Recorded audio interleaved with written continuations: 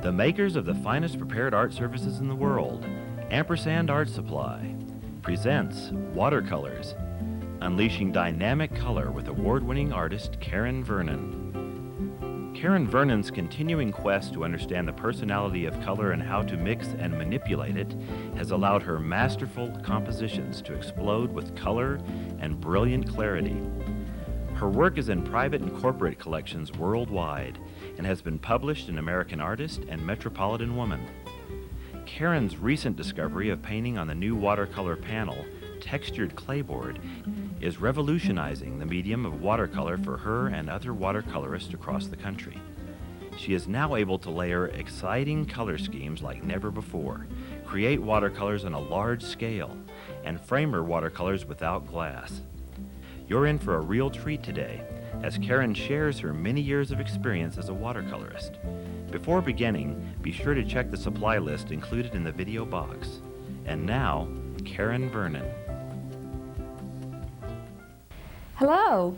Today we're going to be doing a wonderful painting of a flower and then also later on another painting of a landscape. We're going to have a lot of fun.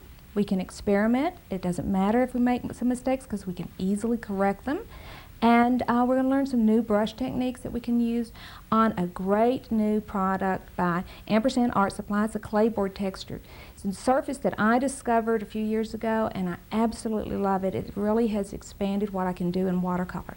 I've been working in watercolor for years and years and years, and this is just a whole new dimension. I'm getting greater color, I'm experimenting more with my materials, and I'm really enjoying it. And I hope that you enjoy it too as we do this today.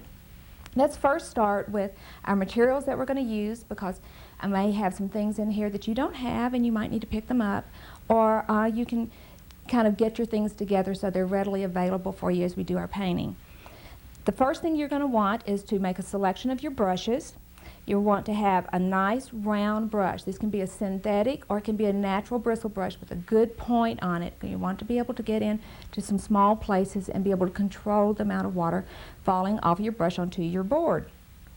Another thing that you might enjoy having is this great little mop brush. This is a natural bristle brush, again, very soft for you, so that when you apply it to your board, it'll carry a lot of fluid to the board as well as pigment for you, and you can draw it out. It's just a great brush to have.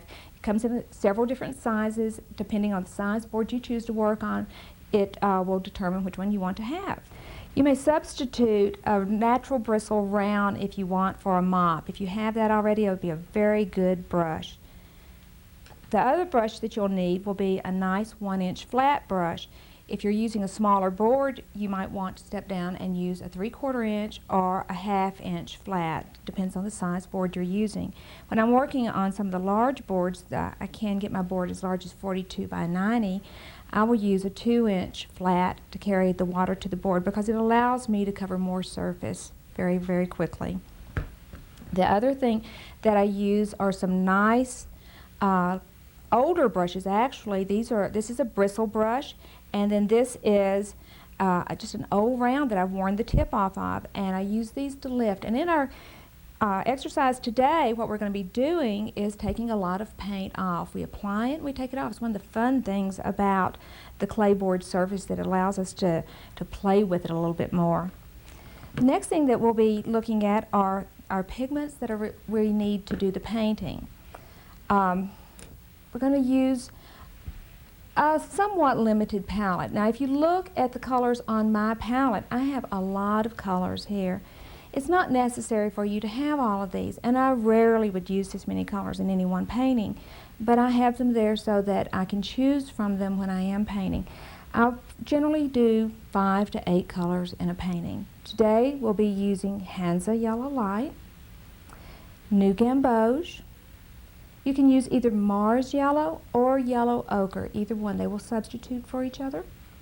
Quinacridone Coral, Quinacridone Rose or Permanent Rose, they're one and the same. Quinacridone Burnt Scarlet or Brown Madder, they're one and the same. Then I also will be using Permanent Violet, but you can mix your violet. You will use Phthalo Blue, and you will use a Sap Green. Other tools that we can use on our surface are an eraser, which is manufactured by Ampersand Art Supply. It works wonderfully on our surface. And then if we want small detail, we can use this small scratch tool. It's not essential for our project today, but they're really great to have.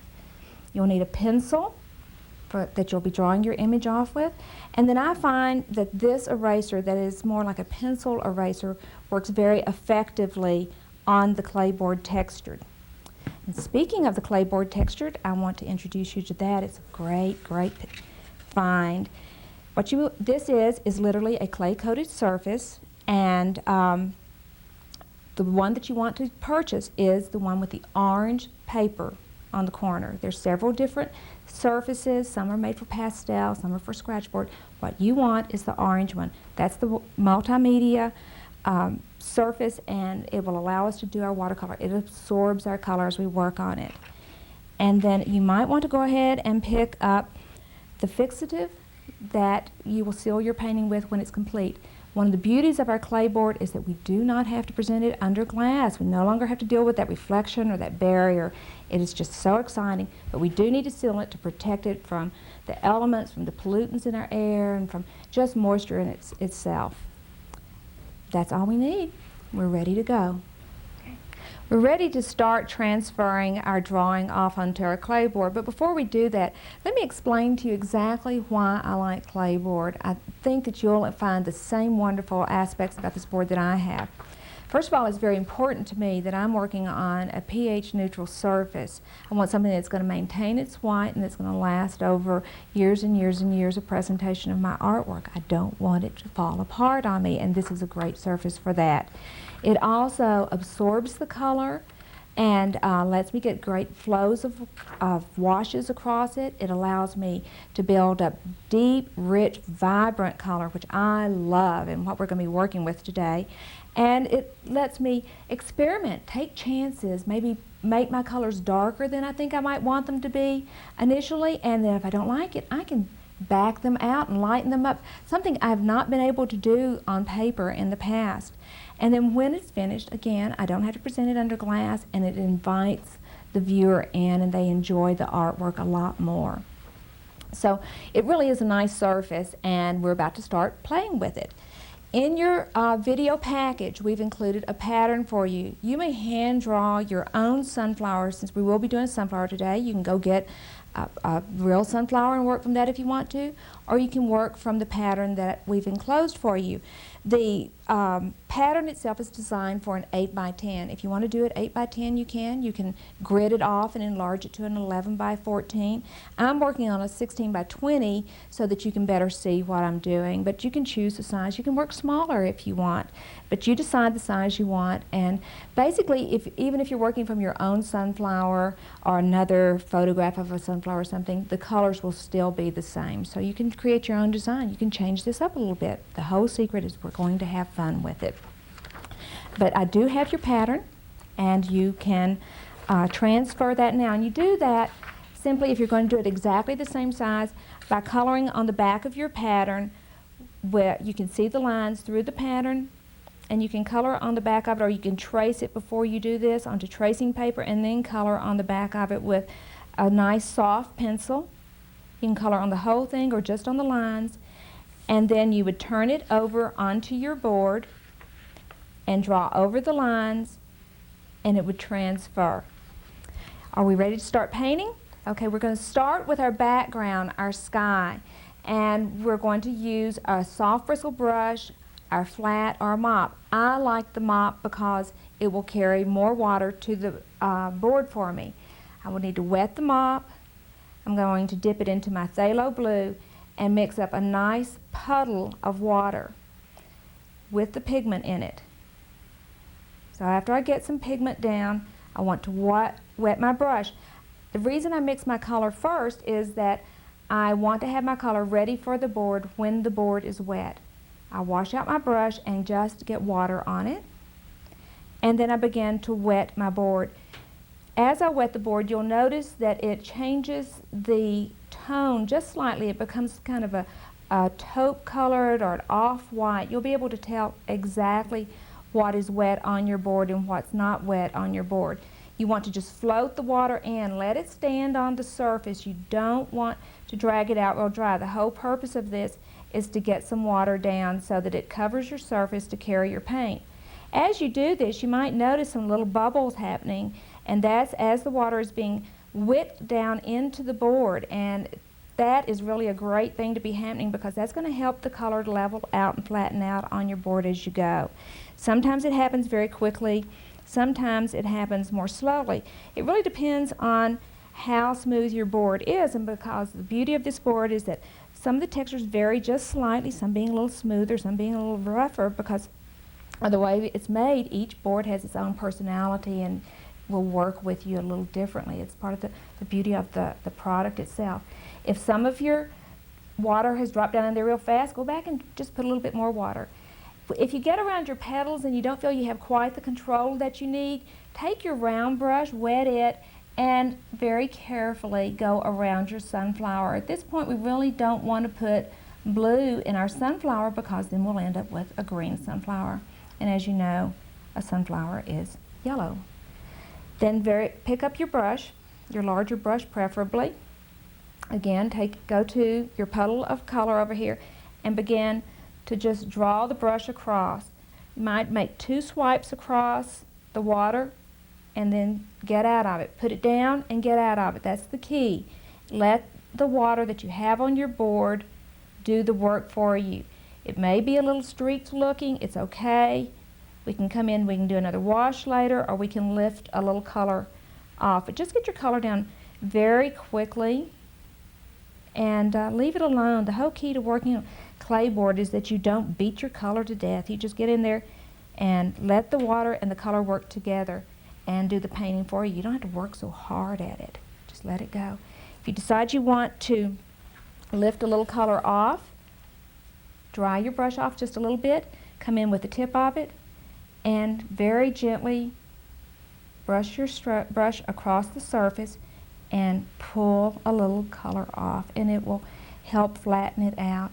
You can make your sky as light or as dark as you want. Later, if we decide we want more leaves in the background, the blue will work with the green leaves. Green has blue in it, so don't worry about whether or not the blue is back there. Continue this throughout the whole area. That'll be the sky. It'll be over around the flower here, and you actually can come down across the leaves at the bottom. And I'm going to complete this while you are completing yours. Go ahead and mix up your color and wet your board, and let's get all at the same point.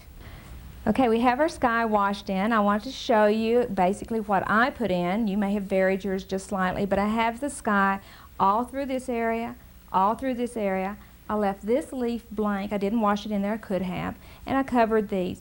You can do it either way. You can leave all of these white, or you can do all of them in blue. Now, if you'll notice in a couple of places, I've let my blue kind of wash down over what is going to be my yellow sunflower. Let me show you how easy that is to correct. So if you did go into your sunflower a little bit, don't worry about it. I'm going to take one of my scrub brushes right over here where I went into the petal, not a leaf, and just add a little water to it.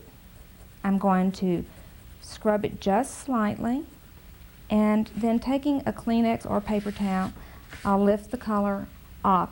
As we work on our sunflower, you want to take one of your a round brush, maybe a larger round brush, and get it wet. Let me put my Kleenex down here. We don't need to be taking any paint off right now. And the first color that we're going to work with is our Hansa Yellow. So reaching over, go ahead and get a puddle of water on your palette. If you notice on the color that I'm mixing, I'm using a more saturated layer of color. It's not a real thin wash. One of the things about Claybord is that you can go into it with more pigment. You really don't want to do little teeny tiny thin washes on it. The clay itself can carry more color and still look transparent. So once I get my color mixed up, I'm going to wash my brush out again and go in and wet in the areas that I want to apply the color. And I'm very quickly dropping in the color onto my sunflower. I'm kind of avoiding the edges right now because I'm working so quickly, and I don't want to slop water way out into my blue sky. If I do, it's no big deal. I can correct it later. But it's just really better not to if you can avoid it. So I'm very quickly going to get some color down, some water down. I'm not putting color on yet, am I? We're going to put the water down so that I can drop pigment into it. And I start dropping it into my sunflower. We don't really want to have a real thin wash like you might do on paper. I'm going to show you what I'm talking about here. See how thin the color is here? That's not necessary on Claybord. Go ahead and get some good color down. The secret to working on this is going ahead and putting the pigment down. You don't have to stroke it a lot. There's a lot of water on here. You can just put it in, let the water carry your pigment around. Don't worry about where it's going too much at this point. If it dries out, add some more water. It'll blend. Don't worry about it. I'm going to go ahead and get my color on while you get your color on, and we'll come back to it after all the petal is painted in yellow. Don't worry about leaving your whites. We can go back and reclaim our whites. We can lift back to them. So you can cover those up right now if you want to. Get your yellows in, and then we're going to go to our next yellow right after this. After we've covered our sunflower with the hands of yellow light, I'm going to go ahead and take new gamboge and add to the yellow that I have mixed up on my palette. And this is going to be a little darker, brighter yellow that's going to be more orange looking and give us a nice warm glow to our sunflower. Starting from the center, while it is still wet, just drop in some of this and pull it out. Don't overbrush your Claybord. Again, drop the color in and let the color flow out. Look carefully at how I'm using my brush. I'm not really coming in and pushing down on it. Instead, I'm staying up on the tip and just letting the color come right off of my brush on to the board and let it flow. We can control where it goes later and get more detail later. Right now we just need to get our colors down so we have something to work with. You can do it very slowly if you want to. It's just going to take you a little longer to paint your picture because you're going to need to go back in several times and add more color. If you go ahead and just get it down there, get it over with, get the pigment in there and get out of it, then you will be able to do the painting very, very quickly. And right after I do this, we're going to let the pigment dry. You can use a hair dryer to dry it if you want to speed up the drying time. The Claybord does take a little while to dry, so I do use a hair dryer quite often. So you might want to get your hair dryer so that you can go ahead and dry your board quickly. On the painting at this point, I've dried my color, I've put in my new gamboge and I've dried it. The new gamboge was used to warm the color as well as to create a darker value. I used a darker yellow rather than adding black, because if I add black I would get a green. So as we start darkening our yellow, one of the ways that we're going to build wonderful bright color is to use darker values of the same color. So we want dark yellow, we'll mix a dark yellow. So now that it's dry, the next thing we're going to do is go into the center of our flower. And at this point I want you to look at the sunflower and be aware that as we brought the colors in here, see how I've got these lines in here? Don't worry about having lines. These are not going to show up. They're going to blend in with our other colors. Again, the Claybord will allow us to blend these colors, and we're not going to have any hard edges in here at the center where we've underpainted. It's one of the nice aspects about Claybord. So I'm going to wet my center of my flower, and there's two ways I can do this. I can either take a soft brush and drop the water in, or you might want to use a mister. You can use an old hairspray bottle, you can use a plant mister, or you can buy a mister at your local art supply store. But you want to spray enough water on there that you have a nice layer of water to put the color into. Then I'm going to load my brush with quinacridone coral. It's a nice warm red. Scarlet Lake is a substitute if you want.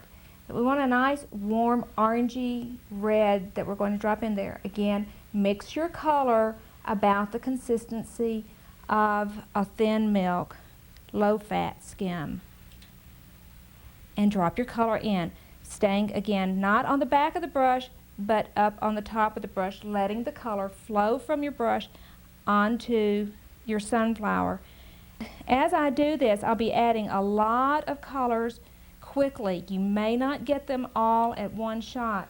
So if you need to rewind your video and go back and check what colors I'm adding, please feel free to. The next color I'm going to mix in will be Permanent Rose. This is a real purple rose color, and I really like it, and I like the way it works against the yellow. I just added it to my quinacridone coral on my palette. Using a lot of color in here to make it really wonderfully warm and yummy and exciting rosy color, giving it a lot of life, a lot of personality. Don't keep stroking your color on your board. If you'll notice, as I do that, all I do is just move the same color around or lift it off. There's no reason to do that. You're just spending a lot of time moving color rather than applying color. Get in there, put the color down, and leave it alone. Have fun. This is the real fun part of this painting, is doing the center in here. It's just a kind of a happy place that we can take a lot of chances. We're going to go really dark. We can make mistakes and just really experiment with it. The next color that I'm going to add to it, I'm going to mix up a purple. I'll be using my phthalo blue and my Permanent Rose. I start with a phthalo blue, and off kind of to one side I add the Permanent Rose, and that way if I want it to be a little more blue, I can drag more blue into it. If I want it more red, I can drag more red into it. And I mix up a nice red purple. Purple's a complement of the yellow, and it's going to add some really nice glow to our center, because when the purple and the yellow lie next to each other, they will enhance each other. They will make each other appear to be brighter. I'm dropping this in towards the edge of the flower because the center will become kind of convex shape, and in order to make it fall back, I'm adding the purple around there. And then I'm going to drop some in towards the center. Look at the tip of my brush. Look how far I'm up off of the board. I'm actually working in the surface of the water. Remember, what did I say? It's called watercolor. Have fun with the water. Cooperate with it. Now that I'm going to add some of the quinacridone burnt scarlet, or you can use brown madder. I'm going to mix that with some Permanent Rose. And what this is doing is making a warm dark red. And I'm going to drop that in. Look at how all the movement I'm getting in the center of the flower. Again, if I want to change that, I can tilt it and let it flow a little bit all around. Almost like we're going to sculpt our paint a little bit. Anytime I want to stop it, all I have to do is dry it. It might be fun at this point to go back and get a little new gamboge and drop a little yellow down in here. Little spots of yellow. I think I'm going to let this dry just a little bit before we add more color to it, so we can get a little more control over it. If you have water on your board, you're going to get movement. If your board is dry, you get non-movement. And I want to let it dry just a little bit. I have a lot of water here, which is fine. I like it. I like what's happening on there. See how the yellow mixed over here? And I have this nice little warm yellowy glow on that side of the center. It's really kind of nice. Look at the little red spots down in here. I hope you can see those. Those are just really beautiful. So play with your color. If you don't like it, take a Kleenex and blot it off. When you're ready to use your blow dryer, one of the things that I want you to consider, we have a lot of water on the surface of our board, and I generally start out, I take my blow dryer and I start it out on a lower setting and a little higher so I'm not blowing paint all over my board, and then as it dries more and more and more, I start bringing it down, and when it gets almost dry, then I'll really turn it up hot and just dry it very, very quickly. And we're going to go to our next stage on the petals. We've got the center in. Now, at this point we're going to be working, we've been working very wet into wet, and we're going to start working more wet on dry. We're going to mix up a darker, brighter yellow. You may use your yellow ochre, you may use your Mars yellow, and then we're actually going to go ahead and use some quinacridone gold towards the very end. Any of those you can use. I'm starting with Mars yellow. In some of my places on my petals where I want a petal to step behind another petal, I'm going to come in and start painting actual shadowed areas in on my flower.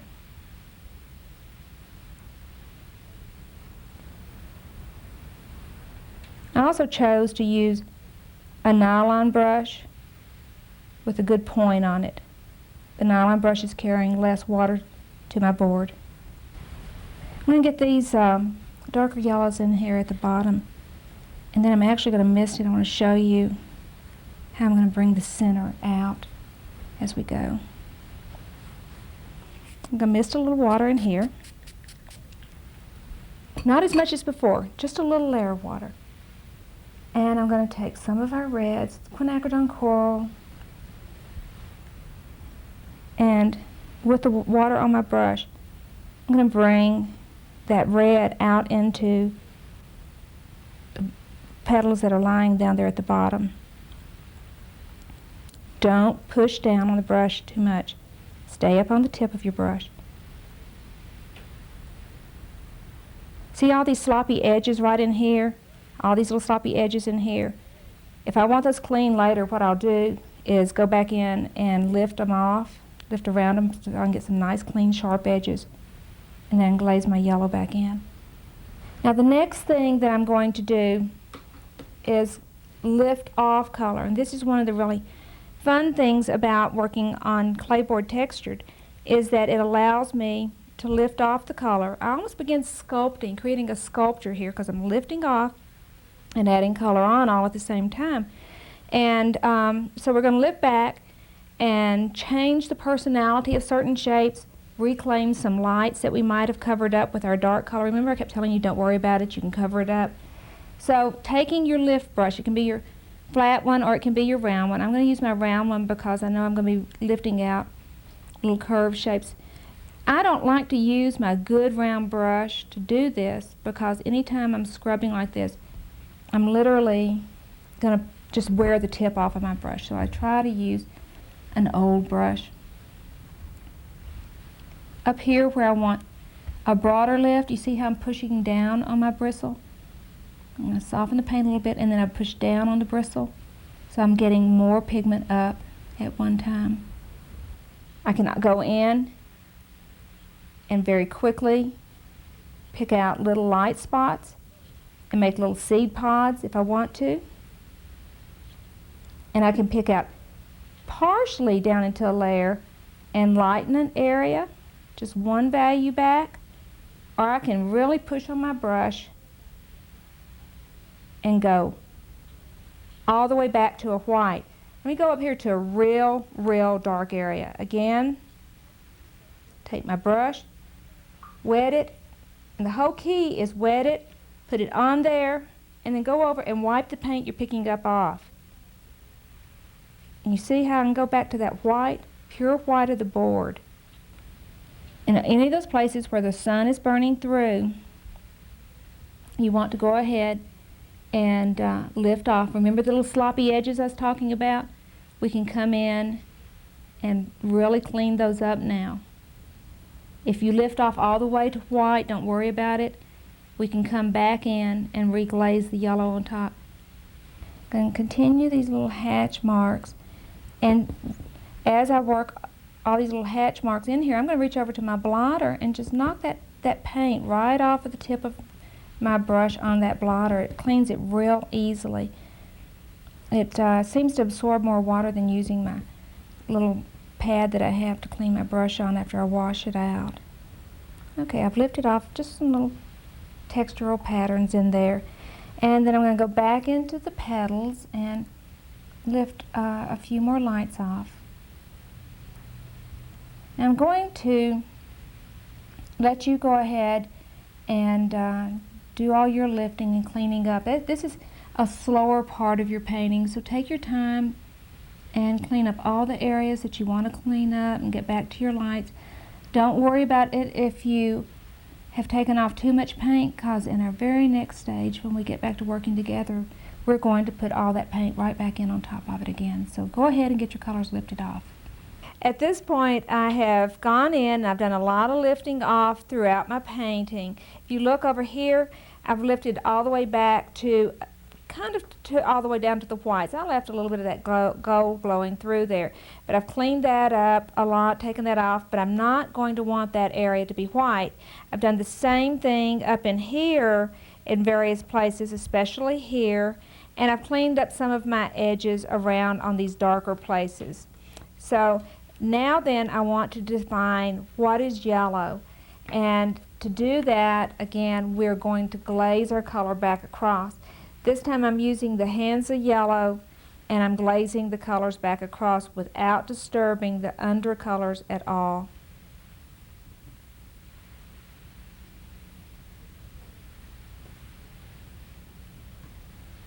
This will give us a nice glow again to our sunflower, and it'll unify all of our underpainting.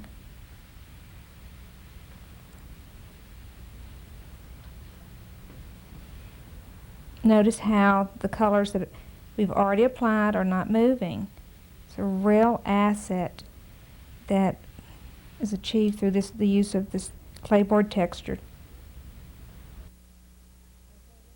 We're ready to go on to our leaf. Now we're going to take our phthalo blue and our Hansa yellow light and mix them together and make a yellow green. If you've got sap green, you can be using some sap green here. I usually start mine with a blue green that I've mixed, and then I add the sap green later.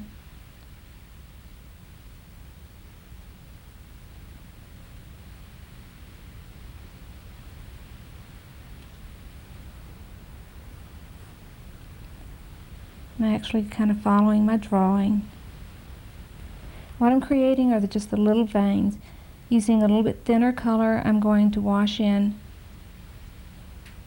a real soft blend of color over here, so it's soft next to the real crisp edges I have on the other side of the leaf.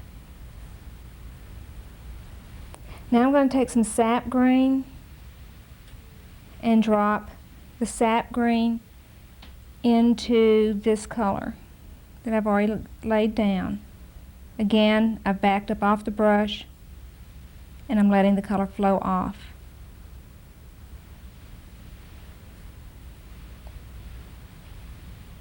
I'm going to mix the phthalo and my sap together and get a real nice dark up here at the top, which will really emphasize my petals.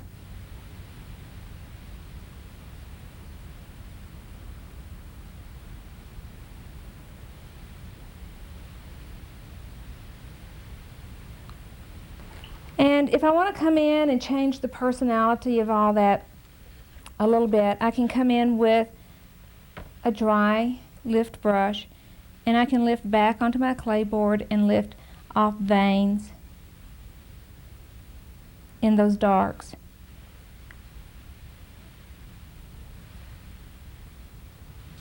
Now, if I were to try to do this on a wet area of paper, it would be very difficult using the same colors.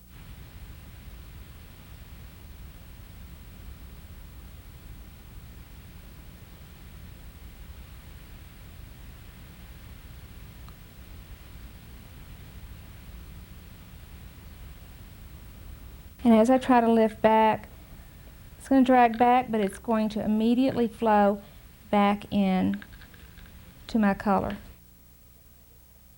We're going to continue finishing our leaf. You can describe it as you want to, and then move on over to our other leaves.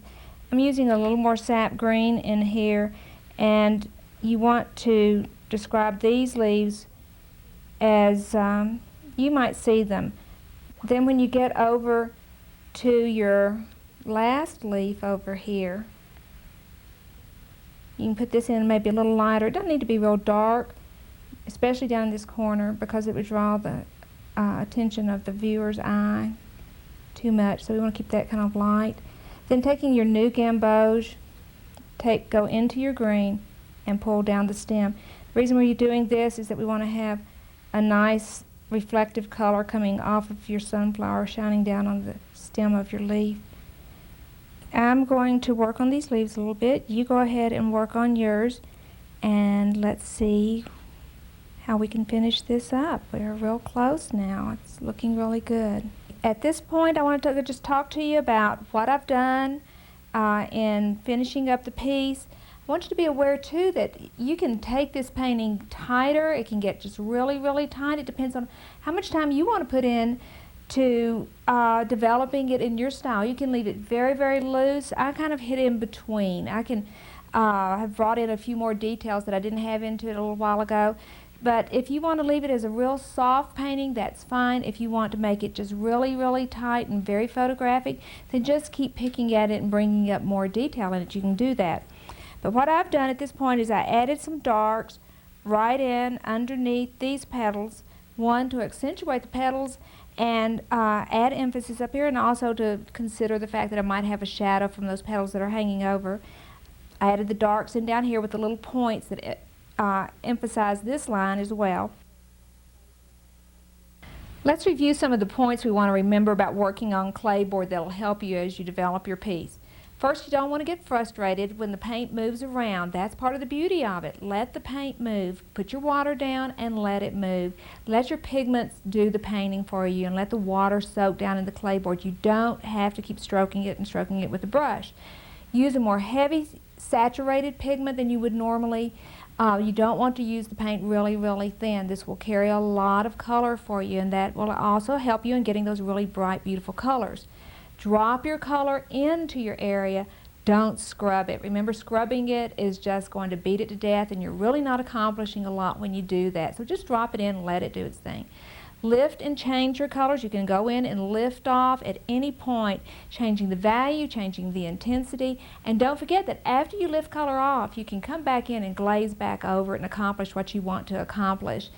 When you're working wet into wet, wet paint onto wet Claybord, remember again too that you're going to get movement. It's going to flow out anywhere you have water.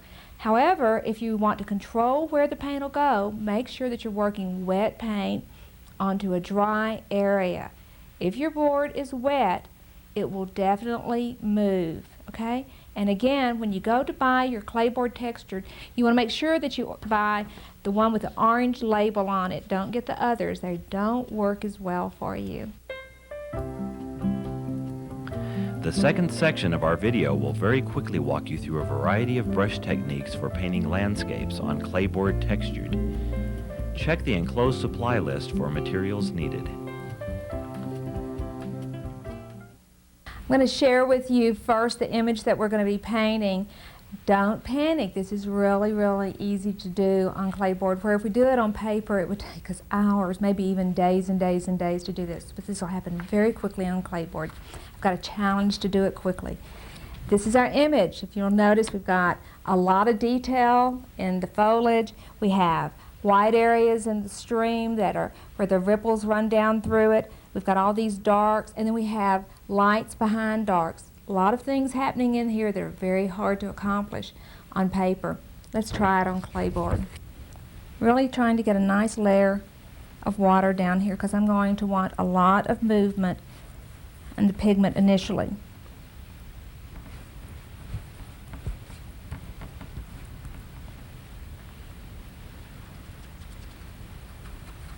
Starting with the Hansa yellow light.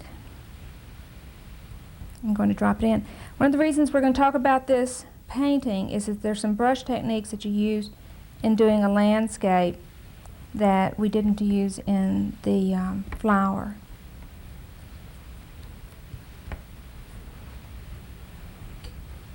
Now I'm coming in with cerulean blue. You can also use phthalo blue. And dropping in some darker color up in the foliage.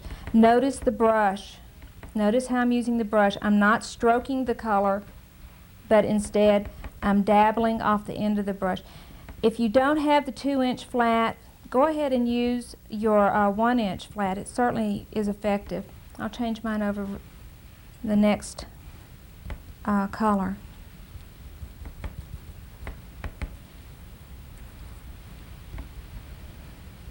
Now there's areas that I am leaving light in towards the center where my light is actually coming from. I haven't gone down into the stream yet. And I'm going to go ahead and lay the blues down here in the bottom. Again, this is my phthalo blue. You could use cerulean blue. If you have some other blues on your palette, choose the one you like. What's your favorite blue? It could be cobalt, it could be ultramarine. You can do just about anything you want down here. And I think I will go ahead and establish the flow of the water. I'm still working wet into wet, not working dry at all. And adding a little sap green to it at this point. And again, watch my brush, watch the handle of my brush. Do you see how I'm rolling the brush in my hand? This is a little bit of a practice that you'll need to develop. It's a real nice technique, but I'm making little crescent moons, little half moon shapes with the end of this brush. And while I'm doing that, I'm developing the pattern of the leaves as they are on the tree. Okay, now we want to have a little bit of yellow glowing light coming through those trees up there. Really nice, warm light back in there. Let's just go ahead and drop that right on into the green a little bit. I usually use purples in my greens to dull them down a little bit. I use that rather than a red because it doesn't take it all the way down to a gray or a brown. I'm not going to leave it this purple. I'll come back in and drop some greens into it in just a moment. I'm going to move down and work in the rocks a little bit. It's still wet, so I'm going to get flow. That's not getting quite that red. I usually underpaint my rocks with kind of a red tone. You could underpaint them with a yellow gold tone if you want to. I'm using kind of a red purple tone since they're in shadow. Okay, this has got a lot of water on it. I'm going to dry it real quick. Okay, now that I've dried my painting and I'm ready to go back in and start establishing more values, a little more patterns and textures in it, again, we're going to be working very, very quickly. You work at the rate that you're comfortable. I'm going to take my 3/4 inch flat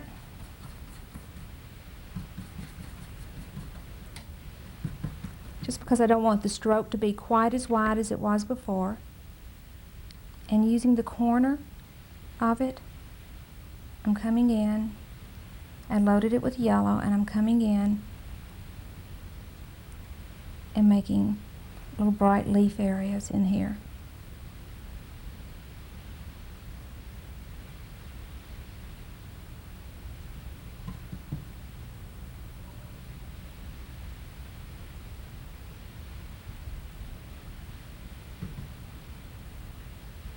Okay, now I'm going to pick up a round and come in and mix a real dark. And I'm going to drop this real dark back in the background. My board is slightly damp. It's not real fast moving, glistening, wet. So I'm going to get a slow crawl of color across the surface. Much more even distribution of color than I would get if I had a real high shine. Notice again I'm working on the tip of the brush. and come in and make some little X hash marks in it for more leaves. The paint up in this top right hand corner is still wet, so not only am I putting color on, and when I cross into a wet area, I'm also taking color off. So I'm creating light leaves and dark leaves all at one time. The main thing that you want to be aware of is that to make your rock sit in the water, you want it to be flat on the bottom.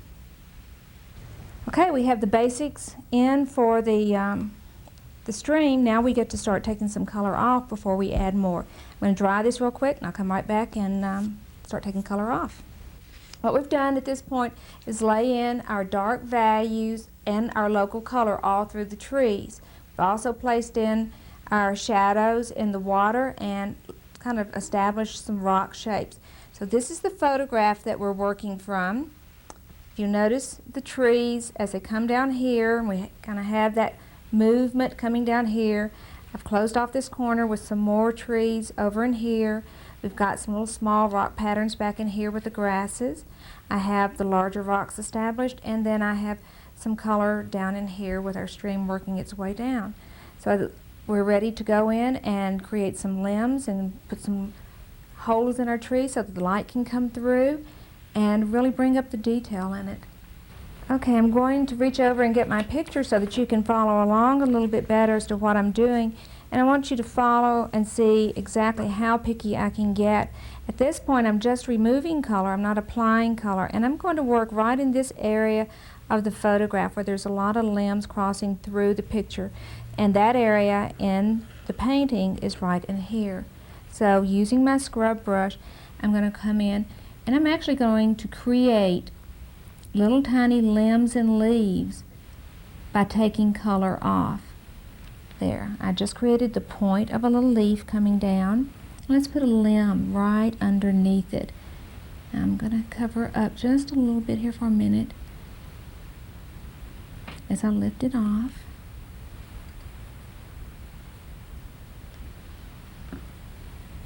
And let's bring this back so it's more of a long limb coming across there. And we'll put another little leaf hanging down there. And we'll extend the limb over here just a little bit. And let's cut another limb going up this direction. And they kind of converge back in here. And I can create all kinds of wonderful light patterns that are cross and crisscross as all that foliage crosses through there. The reason it's really nice to do this, if you look very closely at this area that we're working in, you'll see where we applied all those layers of color. Now, as we're starting to take them back, we have beautiful glowing yellows, almost a violet tone in here. Then we have our greens, a little blue tone, and you have a lot of personality going on just inside that area, where if we had painted it, it probably would tend to be more of a flat tone. If you'll notice, I'm going to negative paint around these rocks a little bit and create more definition in them. I'm also using a little bit heavier pigment, loaded my brush a little bit more because I want some nice contrasts when I go in to lift off. Let's come in at this point and get some nice ripples in here. We didn't have to negative paint, we didn't have to mask, and I'm going to be using a Kleenex as I am, started thinking there for a minute, didn't I? As I'm lifting these off, I'm going to put some water down, and then I'm going to use a Kleenex. This is a really fun piece because you can do so much with it. You can put so many colors down in that water. And I'm going to get the tissue and kind of swipe out those wet areas just a little bit to really make them nice and white and clear. As your ripples and swirls on your stream go back, they'll get smaller and closer together as they fall back in perspective. They'll get wider, and the actual streaks of light that go across the water will be water. Watch my brush as I push it in the back. I'm using little tiny strokes up on the tip of the brush, smaller, very close together, little staccatos of strokes down through the water. When I get down towards the foreground, you notice how I'm pushing down on the brush more? See how the brush bends with the weight of the push? That's to make the stroke broader. And even if I'm stroking with water or if I'm stroking with pigment, it's still a stroke. Okay, I'm going to add just a little warm glow right back here behind our tree, just to create a little emphasis. And way back at the first video I told you about a great little scratch tool. In paintings like this, if you want teeny tiny little detail working on a dry board, and you're not going to want to do this on wet, and never ever ever scrape your board with your brush while it's wet because you'll take the clay off. But if I wanted little tiny dry grasses, little fine lines, I can just come in with this tool and very carefully scratch out the areas. Or if I wanted a tiny little white limb coming down, I can scratch that out as well. And there you are. You finished a painting very quickly. There's a lot of color in it, and it's really fun. I hope you've had fun. I've had fun. I hope you're real satisfied with your pieces. I do want to tell you, if you're not completely satisfied and you really want to start over again, take that piece in, put it in the bathtub, wash it off, and start it all over again. Start the video again, start the painting again. It works, trust me. Now, just to show you a few things in some paintings that I've done in the past, I want to show you the various subject matter you might be able to do on there. And I just want to point out a few things that are nice things that we can accomplish on the clay board. Let's just look at this one. Here we've got a figurative piece, and on this one we've got anywhere from the blackest blacks to the whitest whites, using the white of our clay board as the white. And in here I've developed a very textured pattern, almost stone-like surface. And if you go over here, I even have nice loose fluid runs. This is a very loose painting, and I've been able to leave it that way. It was a neat piece to do. I was going in and putting colors on, taking them off. This one I haven't framed up yet. I've just recently finished it. And I want to remind you again that once the piece is finished, you want to make sure that you take your spray and spray the piece. I usually lay it down flat, but I do a real quick spray on it, let it dry, and go back in and spray it again.